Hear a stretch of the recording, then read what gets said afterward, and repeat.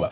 1 साल गुजर गया और दोबारा से आईनी बेंच बनाया गया, पूरी अदलिया का स्ट्रक्चर बदल दिया गया उसके बाद, और यह फैसला किया गया कि हम अपनी अदलिया लेकर आएंगे, और फिर अपनी मर्जी के बेंच बनाए गए, आईनी बेंच जो है उनको तश्कील दिया गया और बहुत सारी चीजें अपने कंट्रोल में की गई। उसके बाद दोबारा से मखसूस नशस्तों का केस लगा और फैसला फिर एस्टेब्लिशमेंट के हक में आ गया।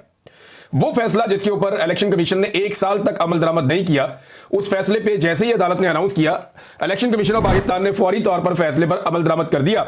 और जैसी मर्जी का फैसला है, जैसे रेडियां नहीं बांटते, जैसे माले गनीमत बांटा जाता है, बिल्कुल वैसे इन्होंने फटाफट फैसले के ऊपर अमल दरामद कर दिया। हालांकि अभी 2 जजेस के दस्तखत भी नहीं है। पाकिस्तान तहरीक इंसाफ ने कहा जी हमें जो फैसले की कॉपी दी जाए, तो कॉपी नहीं दी गई थी कि अभी 2 जजेस हैं, उनके दस्तखत भी नहीं है, और अभी तो तफसीली फैसला भी नहीं आया, और फिर भी इलेक्शन कमीशन ऑफ पाकिस्तान ने यहां पर फैसले पर अमल दरामद कर दिया है।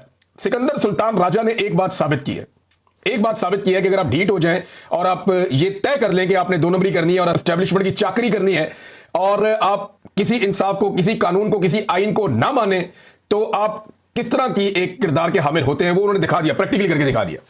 उन्होंने बता दिया कि जनाब ये वो कैरेक्टर होता है जो आइन में नहीं मानता, कानून में नहीं मानता, इंसाफ में नहीं मानता, किसी लॉजिक को नहीं मानता, वो सिर्फ अंधाधुंध मिलिट्री एस्टेब्लिशमेंट के फैसलों की जो है वो तामील करता है। और यही इलेक्शन कमीशन ऑफ पाकिस्तान ने किया, और उनकी जो दुनियावी कामयाबी है उसकी वजह भी यही है। देखिए, करोड़ों लोगों के साथ इन्होंने बेईमानी की है।